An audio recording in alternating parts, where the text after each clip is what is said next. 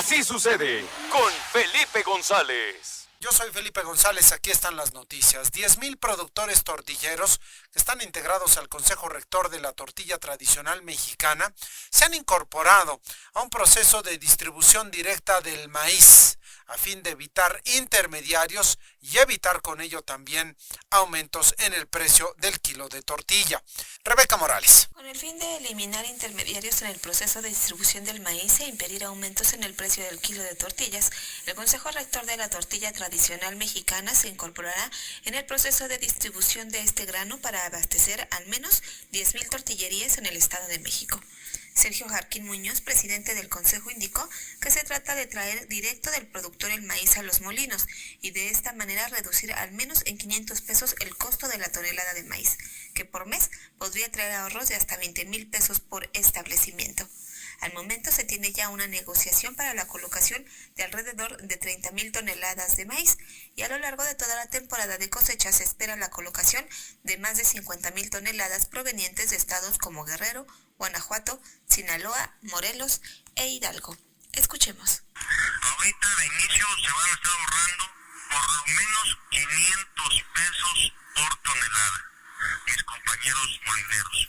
Y al ingresar nosotros al mercado de la distribución de maíz, estos distribuidores, estas comercializadoras, van a tener que ajustar sus precios hacia abajo, obteniendo menos ganancia. Señaló que se tiene la negociación y con esto se podrá además tener un beneficio para los consumidores finales del producto, ya que se podrá estabilizar el precio tanto en el Estado de México como en el Valle de México a un máximo que es el actual de 22 pesos por kilo. En el caso de la tonelada de maíz, los distribuidores comercializan hasta en 9,200 pesos la tonelada, mientras que ellos podrían colocarla hasta en 8,700 pesos. A lo largo de los primeros días de marzo, se anunciaron aumentos en las harineras, pero además se han tenido aumentos en el costo del transporte, la electricidad, lo que ha impactado de manera sensible el costo, con lo que se habría tenido que hacer un ajuste de hasta el 40% en el precio al consumidor. Rebeca Morales, Así sucede. Banamex, BBVA y Banorte son las tres instituciones bancarias en donde no es posible disponer de recursos para los programas de bienestar del gobierno federal. Y es que en la sucursal Toluca Centro del Banco del Bienestar se mantienen las prolongadas filas de adultos mayores, aunque solamente el Banco del Bienestar ofrece 200 fichas diarias de atención. Si tu propósito es disponer única y exclusivamente del dinero, pues puedes utilizar algunas de las instituciones bancarias del sistema bancario, salvo estas tres que te he comentado. Ana Hernández. A causa de la elevada afluencia de adultos mayores a la sucursal del Banco del Bienestar en el centro de Toluca, personal de la institución recomienda a las personas acudir a las distintas sucursales de la banca privada para el retiro de recursos, pero señalan que al momento 3 bancos no tienen disponibles recursos: Bancomer, Banamex y Banorte. También se les informa que esa sucursal para el caso de entrega de recursos con tarjeta al momento atiende diariamente a 200 personas. Asimismo, y debido a que muchas personas señalan que al acudir a los cajeros de la sucursal de la banca privada e insertar su tarjeta, la pantalla alerta que el NIP es incorrecto, pese a que esa clave aparece en el documento de emisión de tarjeta. Los empleados indican que será necesario que acudan a una de las ventanillas de las sucursales del Banco del Bienestar y el personal podrá corregir esa situación. Te tienes que formar para entrar aquí a aclaraciones, bueno, aquí a ventanilla, y no sé si ahí te hagan el cambio para que ya puedas. Ahora, ¿qué bancos dijo que no? Bancomer. Ese no. No. Banamex tampoco. Banorte tampoco. En las últimas semanas se observa elevada afluencia de adultos mayores en la sucursal del Banco del Bienestar ubicada en la calle de Mariano Matamoros, en el primer cuadro de la ciudad, y los 3 últimos días se ha visto saturada por el cierre temporal de la sucursal ubicada en la calle de Humboldt. Por ello, las personas señalan llegan a partir de las 5 de la mañana para formarse y acceder a uno de esos 200 lugares.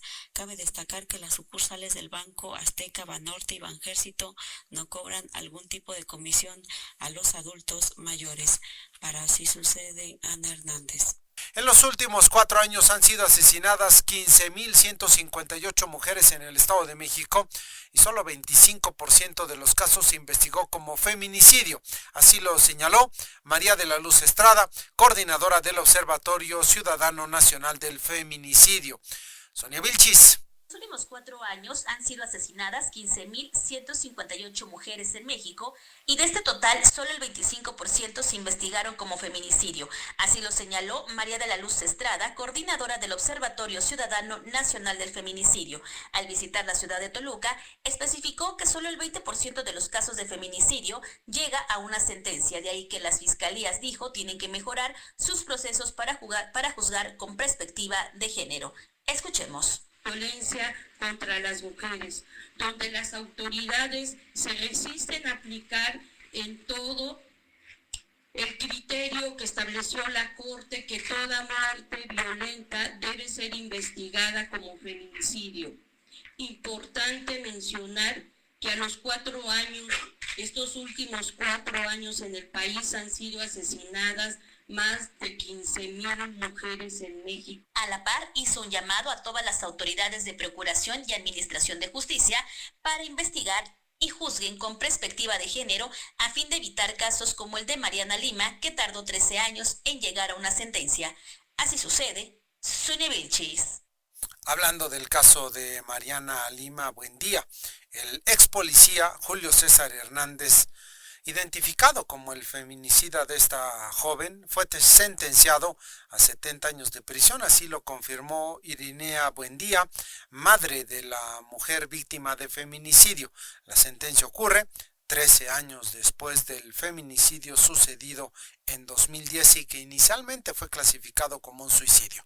Sonia Vilchis. Tras 13 años del feminicidio de Mariana Lima Buendía, su feminicida Julio César Hernández fue sentenciado a 70 años de prisión. Así lo confirmó su madre Irinea Buendía, esto luego de que su homicidio hubiera sido catalogado como suicidio por la entonces Procuraduría General de Justicia del Estado de México. Al acudir a la ciudad de Toluca, el equipo legal y el Observatorio Nacional del Feminicidio informaron que pudieron comprobar que Mariana fue asesinada por su esposo y la causa de la muerte fue asfixia. El caso de Mariana Lima marcó un parteaguas para la justicia mexicana, toda vez que el pasado 25 de marzo de 2015, la Suprema Corte de la Justicia de la Nación emitió la sentencia relativa a la investigación de la muerte violenta de Mariana Lima Buendía, constituyendo el primer pronunciamiento relacionado con feminicidio. Escuchemos. Y el 25 de marzo del 2015, la Suprema Corte de Justicia de la Nación decide darnos la sentencia Mariana Lima Buendía, que le ponen el nombre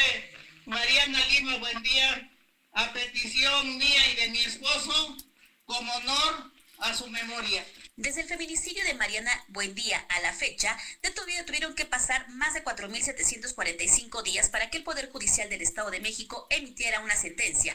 Es por ello que Irinea Buendía informó que enviará al Senado y a la Cámara de Diputados una propuesta para que en los 32 estados de la República Mexicana las fiscalías trabajen con perspectiva de género. Así sucede. Sonia Vilchis. La Comisión de Derechos Humanos del Estado de México presentó un micrositio de transparencia proactiva, una herramienta con datos estadísticos y que además mostrará en tiempo real el trabajo de la Comisión de Derechos Humanos del Estado de México con respecto a la actuación de las autoridades administrativas estatales y municipales. Ana Hernández. La Comisión de Derechos Humanos del Estado de México presentó un micrositio de transparencia proactiva, una herramienta con datos estadísticos y que además mostrará en tiempo real el trabajo de la Comisión Estatal de Derechos Humanos con respecto a la actuación de las autoridades administrativas estatales y municipales.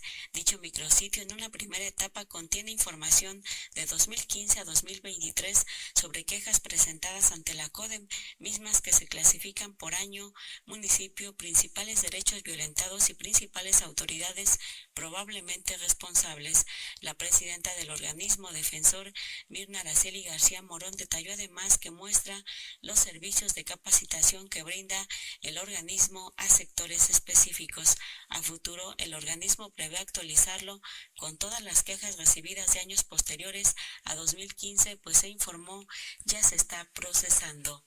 Y es una herramienta de transparencia proactiva muy interesante, porque nosotros la vamos retroalimentando todos los días.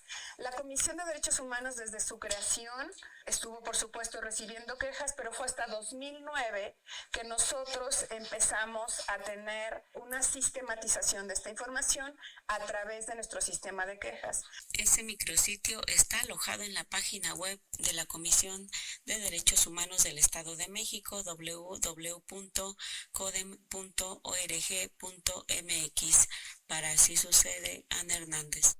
El Banco de Alimentos del Estado de México pondrá en operación la próxima semana un centro de almacenamiento y entrega de apoyos en la zona sur del Estado de México con el fin de atender a 1,700 familias de 4 municipios del sur del estado.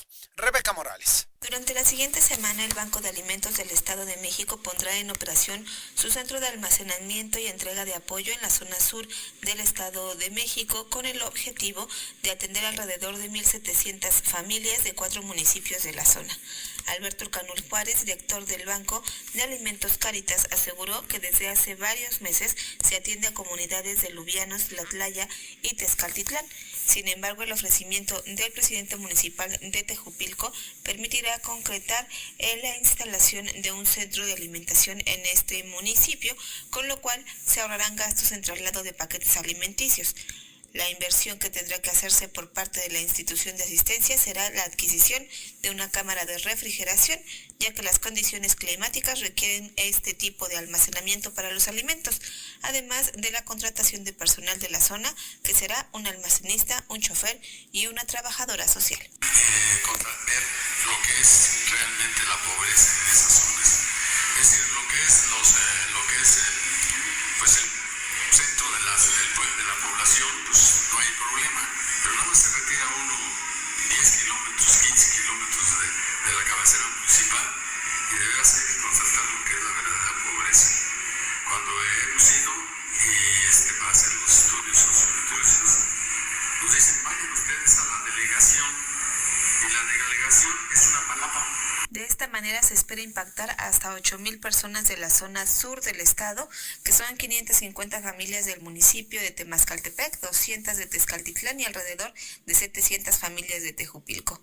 Se espera no tener mayores inconvenientes en materia de seguridad, toda vez que tanto las familias beneficiadas como los trabajadores contratados serán de la propia zona sur de la entidad.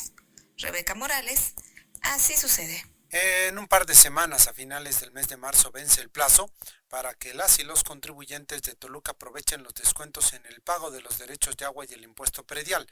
Para sectores vulnerables, aplica un descuento de 34 y 38%. Ana Hernández. El último día de marzo vence el plazo para que las y los contribuyentes de Toluca aprovechen descuentos del 4% con respecto al pago de agua y predial. Además, para sectores vulnerables se aplica un 38% y 34% de descuento respectivamente. Es decir, restan 2 semanas para que finalice el periodo de descuentos por esos 2 servicios. El descuento adicional del 38% para agua y 34% para predial es para pensionados, jubilados, personas huérfanas pero menores de 18 años, personas con capacidades diferentes y adultos mayores.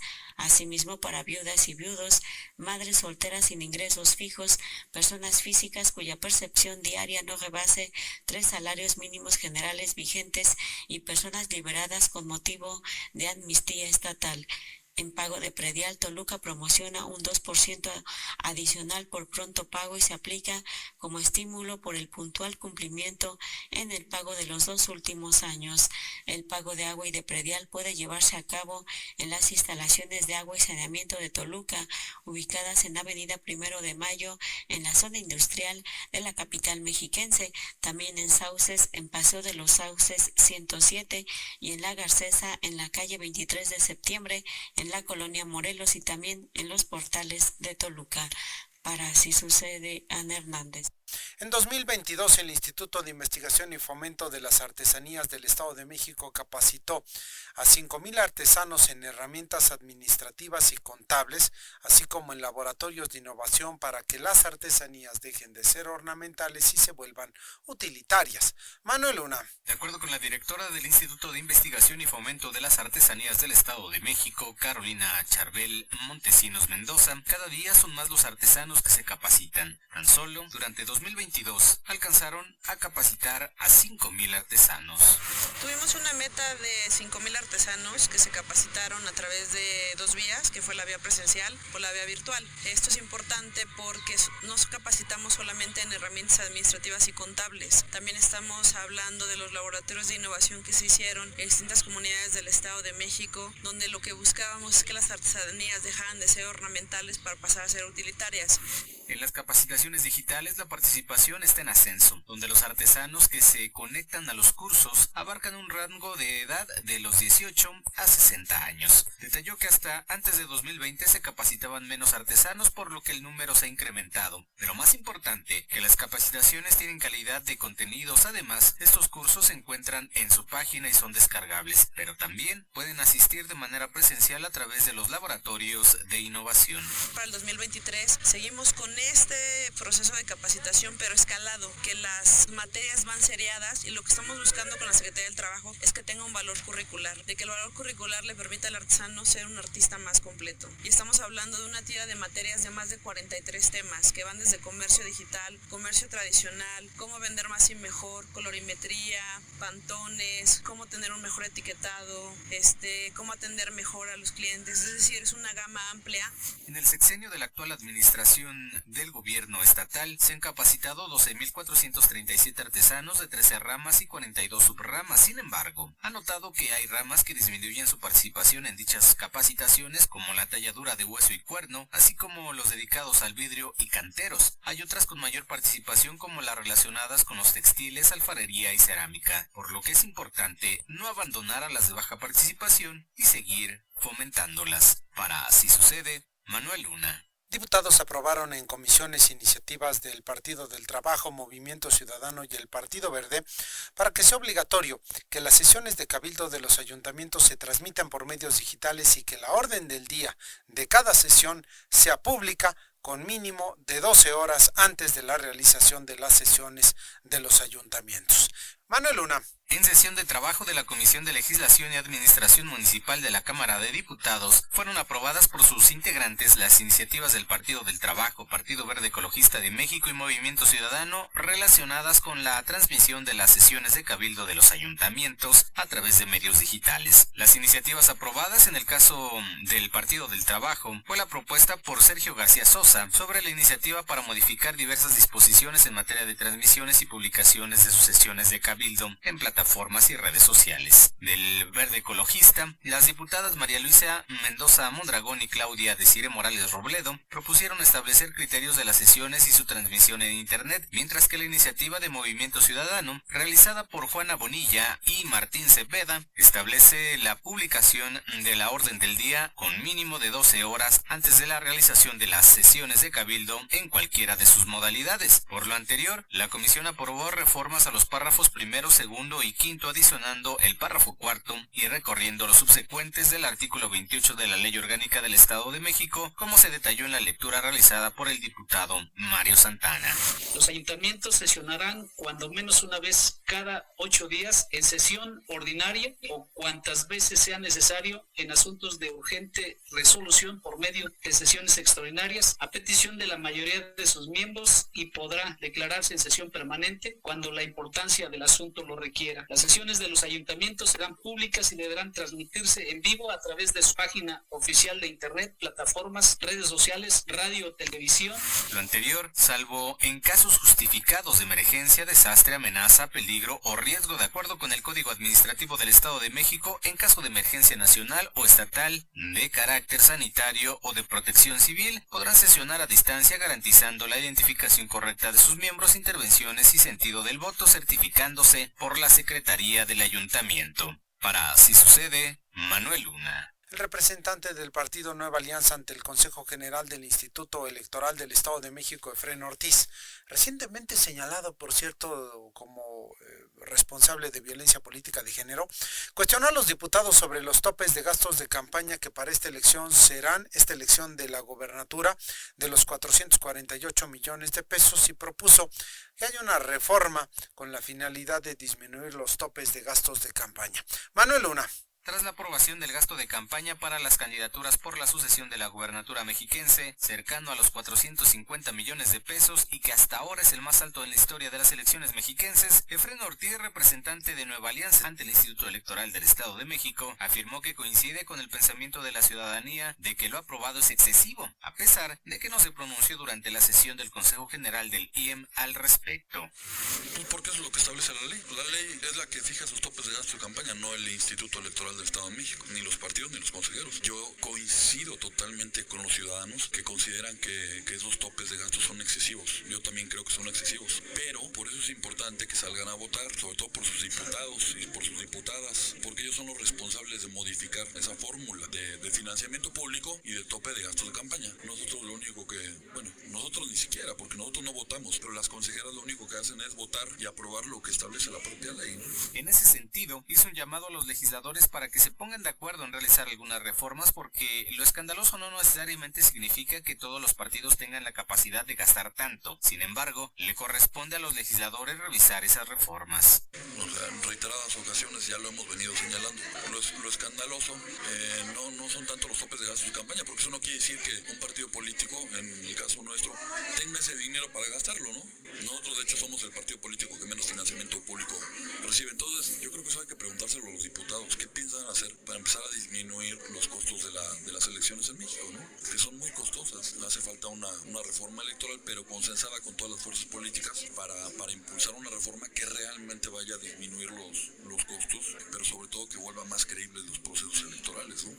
En ese sentido, refirió que en el presente proceso por la sucesión de la gubernatura mexiquense, sí propondrán ante su alianza que ahorren en los gastos de campaña, y detalló que en el caso de la precampaña como partido, registraron 0 pesos de gasto, mientras que su aliado, el PRI, se quedó 15 millones debajo de lo permitido. Para Así Sucede, Manuel Luna.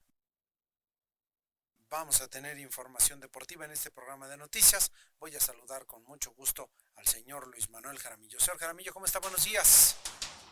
Buenos días, señor Felipe. Buenos días, amigos. Vamos con algo de información deportiva. La Comisión Disciplinaria de la Federación Mexicana de Fútbol dio a conocer los jugadores castigados para la siguiente jornada después de haber sido expulsados en la jornada anterior. Se trata de Walter Aníbal Oquiato del equipo de Querétaro, entrar al terreno de juego para enfrentarse a uno de los árbitros. Le costó, por supuesto, una expulsión y pues no podrá estar en la banca para el próximo partido del equipo de los Gallos Blancos de Querétaro. Nicolás Benedetti del conjunto de Mazatlán, pues por ser culpable de juego brusco grave, también fue expulsado y no disputará el partido de este viernes del equipo de Mazatlán. Por otra parte, una buena noticia: el equipo de los Tigres de la U de Nuevo León logró, la verdad, sofocar el incendio que intentaba provocar el equipo Orlando City en la parte final de el partido disputado el día de ayer. Y bueno, pues logró un empate a 1 y con esto entrar a los cuartos de final de la Liga de Campeones de la CONCACAF. En el partido de vuelta de los octavos de final, disputado este miércoles por la noche en el Estadio Exploria de Orlando, y bueno, pues con el desempate del gol de visitante a su favor luego de 1-1 en el global, Tigres de la U de Nuevo León aseguró su lugar en los cuartos de final, donde enfrentará al ganador de la serie Pachuca contra Motagua. Y en otro partido, el Vancouver Whitecaps avanzó a los cuartos de final también de esta Liga de Campeones, a pesar de una derrota de 3-2 este miércoles por la noche en el Estadio Olímpico Metropolitano en San Pedro Sula, en Honduras. Con el resultado, Vancouver avanzó a los cuartos de final gracias a una victoria global de 7-3 y se va a enfrentar al ganador de la serie entre Los Ángeles FC y el Alajuelense. Y por otra parte, le comento que con la intención de cumplir con los compromisos comerciales, sociales y previos al Clásico Nacional ante el Guadalajara, Las Águilas del América anticiparon su llegada a la Perla Tapatía y este miércoles se instalaron ya en su hotel de concentración allá en la Avenida de las Américas. A su arribo, algunos jugadores como Alejandro Cendejas, Álvaro Fidalgo, Henry Martin, Oscar Jiménez se acercaron con los aficionados americanistas que se encontraban a la espera de sus ídolos, a quienes les repartieron autógrafos y se tomaron la fotografía de el recuerdo. Bueno, sí, este sábado el equipo de las Águilas del América y el equipo del Guadalajara van a enfrentarse en el clásico más importante de esta nación. Sí, son dos de los equipos, por supuesto, con más fanáticos en nuestra república. No quiero decir quién sí, quién no, porque hay que se lo disputen ellos, pero los dos equipos son los más representativos del fútbol mexicano y a quien sigue más la gente. Esperemos que este clásico pues no termine en un clásico empate, porque la verdad hasta ahora no se siente el calorcito. Se siente sí por parte de los aficionados, pero lo que son los jugadores ya saben que se cuidan de hacer declaraciones porque no saben si dentro de 4 meses van a cambiar de equipo. Así es que por eso están calladitos. Hasta aquí la información deportiva. Vamos a la información del espectáculo y el entretenimiento con Judith Chacón. Muy buenos días a todo el auditorio de Así Sucede, en información de espectáculos y entretenimiento. Este miércoles, a través de su página web, el Instituto Nacional de Antropología e Historia anunció el operativo Equinoccio de Primavera 2023, que se implementará del 18 al 21 de marzo en zonas arqueológicas. La dependencia informó que el operativo será una colaboración entre los 3 órdenes de gobierno, Seguridad Pública y la Guardia Nacional. El INAH detalló que en la zona arqueológica de Teotihuacán, que está ubicada en el Estado de México, el operativo se aplicará del 18 al 21 de marzo, días en los que se prevé registrar la mayor afluencia de turistas. Los horarios de visita serán de las 8 a las 17 horas, con el último ingreso a las 16 horas. Siendo Teotihuacán la zona arqueológica del país más importante en cuanto a número de visitantes, el instituto recalcó que habrán algunas restricciones para los visitantes, y es que durante ninguno de los 4 días se podrá subir a las pirámides o monumentos arqueológicos. El Museo de Sitio y el Museo de Murales Teotihuacanos Beatriz de la Fuente estarán cerrados el sábado 18 y domingo 19 de marzo, por lo que pide a los paseantes respetar las áreas restringidas. El Instituto Nacional de Antropología e Historia anunció también el costo de acceso a las zonas arqueológicas de acuerdo a la categoría a la que pertenecen. Para las zonas arqueológicas categoría 1, la entrada por persona será de 90 pesos. Para las categorías 2 es de 75 pesos. Y para las listadas como categoría 3 es de 70 pesos. Cabe mencionar que el acceso es libre para las personas mayores de 60 años y menores de 13 años, jubilados, pensionados, personas con discapacidad, profesoras, profesores y estudiantes con credencial vigente. El domingo la entrada es libre para visitantes nacionales. En el Estado de México, de acuerdo con los registros del propio Instituto Nacional de Antropología e Historia, existen 18 zonas arqueológicas que están ubicadas en distintos municipios. Estas son la zona arqueológica de Ixtapaluca, Calixtlahuaca en Toluca, la zona arqueológica de Chimalhuacán, El Conde en el municipio de Naucalpan, Huamango en Acambay, Huexotla, Texcocingo, Tocuila y Los Melones en Texcoco, la zona arqueológica de Los Reyes, la zona arqueológica de Malinalco, la zona arqueológica de San Miguel Ixtapan, Tenayucan 1 y 2 y Santa Cecilia Acatitlán en el municipio de Tlalnepantla, Teotenango en Tenango del Valle, Tlapacoya en Ixtapaluca y la zona arqueológica de Teotihuacán. De acuerdo con el Instituto de Astronomía de la Universidad Nacional Autónoma de México, este año el equinoccio de primavera se efectuará a las 15:24 horas del centro de México. Entre las actividades que se realizarán en las zonas arqueológicas de la entidad mexiquense, destaca Huamango en Acambay y Totenango en Tenango del Valle, sedes de la 36ª edición del Festival del Quinto Sol, el cual se llevará a cabo del 18 al 21 de marzo con actividades artísticas y culturales como presentaciones de danza, muestras gastronómicas, exposiciones, conferencias, funciones de teatro y funciones de cine. La inauguración del Festival del Quinto Sol se realizará con el encendido del Fuego Nuevo en la zona arqueológica de Huamango, en el municipio de Acambay, mientras que la clausura será en la zona arqueológica de Teotenango, en Tenango del Valle. Yo soy Judith Chacón. Sobre el tema del robo hormiga, oye el comentario de Patricia Maldonado. Muy buenos días. Uno de los delitos que más se cometen en México es el de robo hormiga o pequeños hurtos de mercancía, y ocurre en empresas de cualquier tamaño. Es el hurto menor perpetrado por personas que normalmente esconden los artículos entre sus ropas, que también son conocidos como farderos.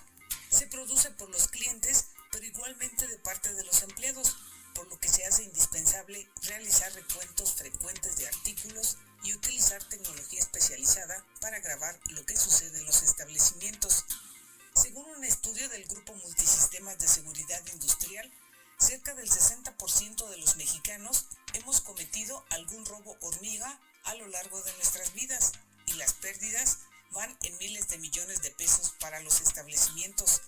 El robo hormiga se lleva a cabo en cualquier sitio y en cualquier momento. Una forma de evitar estos robos en los negocios es mediante la prohibición de chamarras, bolsos de mano y otras prendas o artículos a la hora de entrar en los establecimientos. Pero por otro lado, se hace indispensable que la gente sepa que el robo hormiga no pasa desapercibido, se castiga. La sanción puede ir de 1 a 2 años de cárcel, la devolución de lo robado o el pago del producto sustraído.